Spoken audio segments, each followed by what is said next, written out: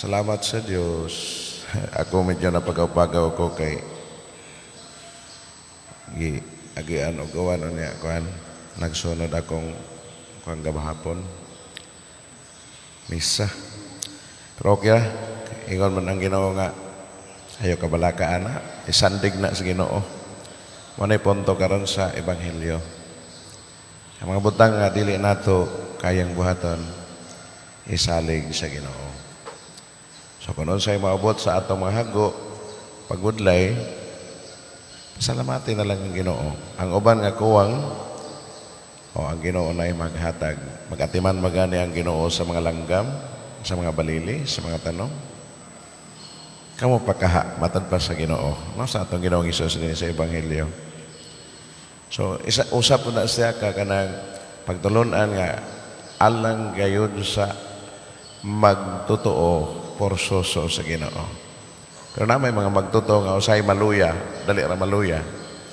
Na may mga magtotoo nga wagi pagkaluya sa pagtuo.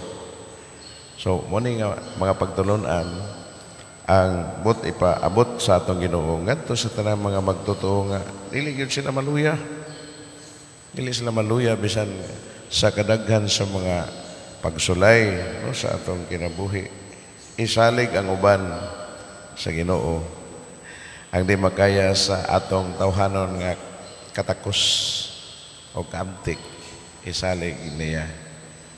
Pero para nako mga igsoon, takos man ta ang atong mga katakos o kaamtik man ta ang atong mga kaamtik. Mas maayo gyud na dungano na.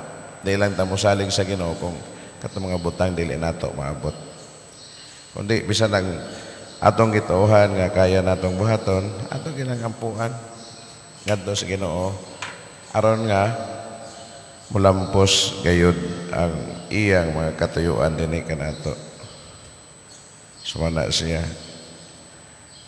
So ang atong kanang pagpuyo adlaw-adlaw nga miila kita sa Ginoo og naningkamot sa pagtuman sa iyang kabubuton,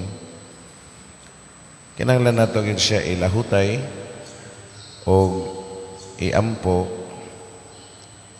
o bisan o kanang daghay mga pagsulay nasayod kita nga ang grasya sa Ginoo anaarag yun naguban sa atong kinabuhi.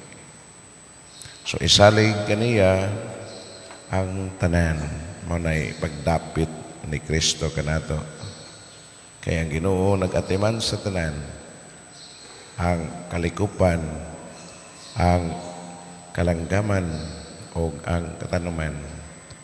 Bisan gani ang hangin.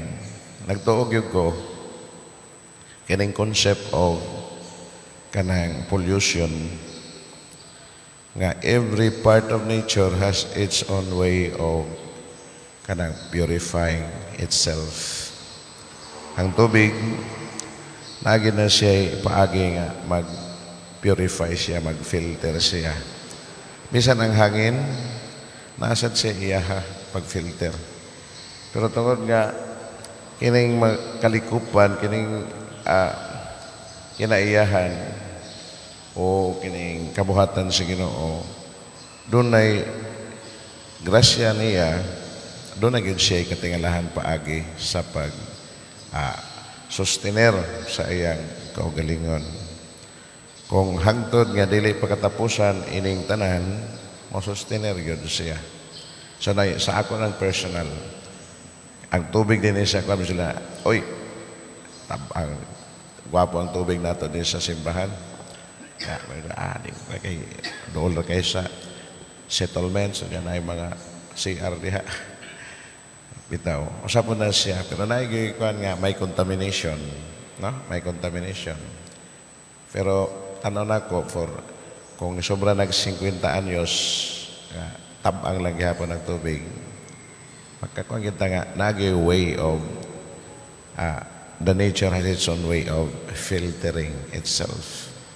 So na siya gitabunan man ang atabay sa una pag-abot nako na atong gi-recover atong gipalimpyuhan so wagi baho ang tubig.